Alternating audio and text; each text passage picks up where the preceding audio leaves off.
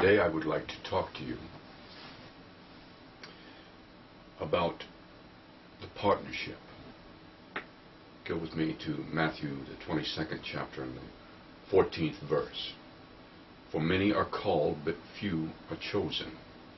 In these last moments of time, God, through Christ, is performing a separation in our world, in the church world, of the called and the chosen.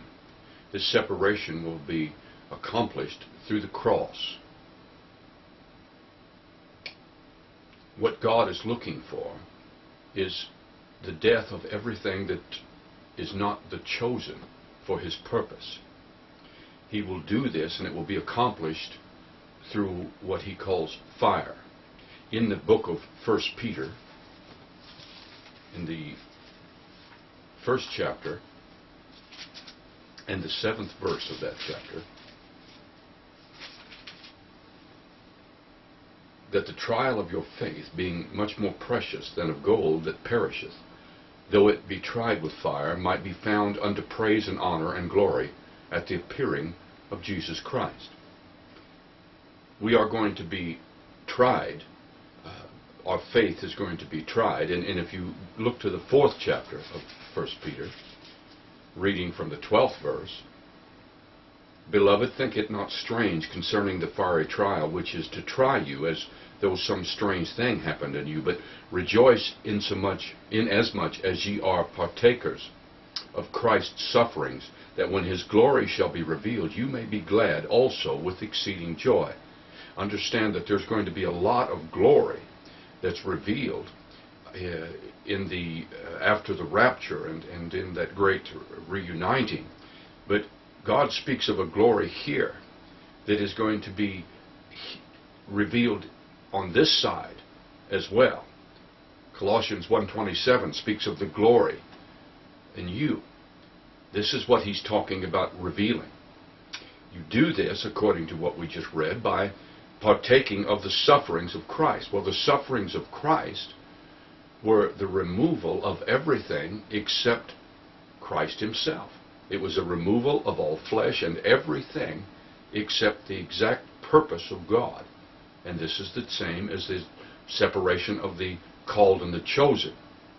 We are to go through the sufferings of Christ in the same way. It is to remove everything in me that is not Christ, that is not of the chosen of God, to the purpose of God in my life. In Hebrews 12:29, it tells us that our God is a consuming fire. Well, this speaks of the progression of the life of God within the life of man. In Exodus, the 33rd chapter of the book of Exodus, in the 3rd verse, it speaks of, unto a land flowing with milk and honey, for I will not go up in the midst of thee, for thou art a stiff-necked people, lest I consume thee in the way. God says to them, I can't be with you because you're stiff-necked, and because of that, the fire of my presence would consume you. The fire of God will consume all that is not of Christ. And where we will be in that separation between called and chosen will be decided by which side of our nature that we follow. If we look at Deuteronomy, let's look at Deuteronomy, the 5th chapter. Deuteronomy, the 5th chapter, and the 24th verse. Deuteronomy, the 5th chapter, and the 24th verse.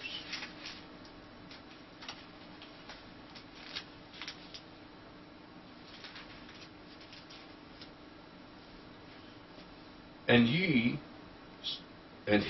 said, Behold, the Lord our God hath shewed us His glory and His greatness, and we have heard His voice out of the midst of the fire. We have seen this day that God doth talk with man, and He liveth. Now therefore, why should we die? For this great fire will consume us if we hear the voice of the Lord our God any more. Then we shall die.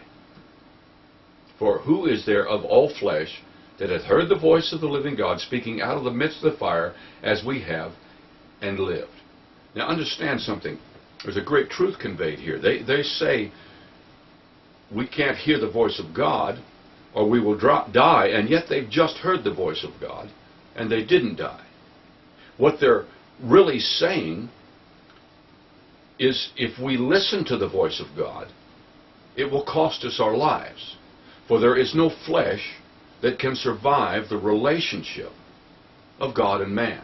For God is a consuming fire, and He will consume that flesh. Now, as this consumption takes place through these fiery trials, the perspective of man, you and I, is going to change. It's going to go from theoretical and abstract to an applied truth, because God is going to apply this through these trials and through this fire that He talks about. In that, I want to ask a question that only the mothers can answer. When you decided to become pregnant, was it because you knew that through pregnancy that you would be qualified for the WIC program? Or was it because you saw some maternity clothes and thought you'd look good in them? Or even you thought that this protrusion would enhance your figure? None of these were true. You became pregnant because you wanted to bring forth a life.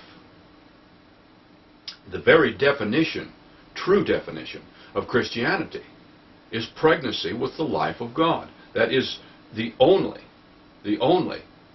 true definition.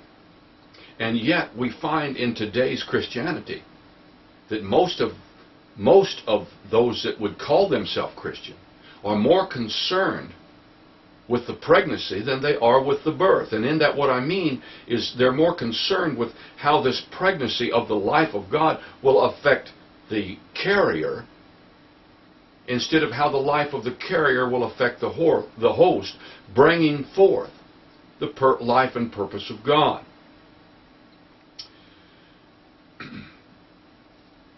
The purpose of God in you and for you in being born again is to bring forth that life in its fullest expression.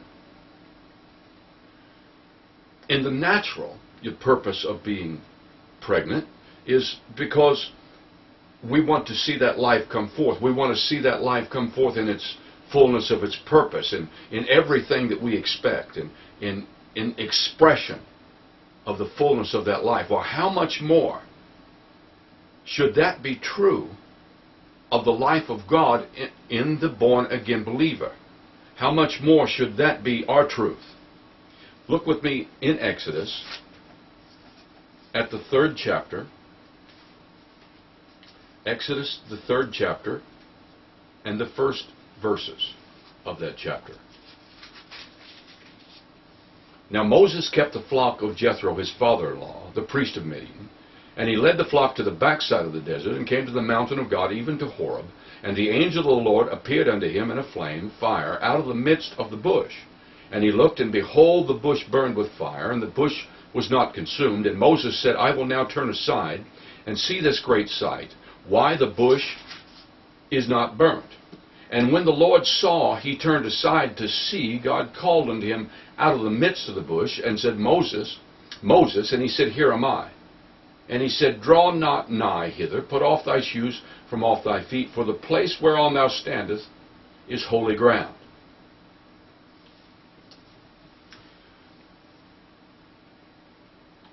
For 40 years, Moses has searched for God. For 40 years, he's been out here in the desert, and today he's out on the backside of the desert. And after 40 years, he finds God. Now, he finds God here at the Mount of God. When you read that, look at that from our side, you have to wonder, well, if you're looking for God, why would you not start there? If I'm looking for God,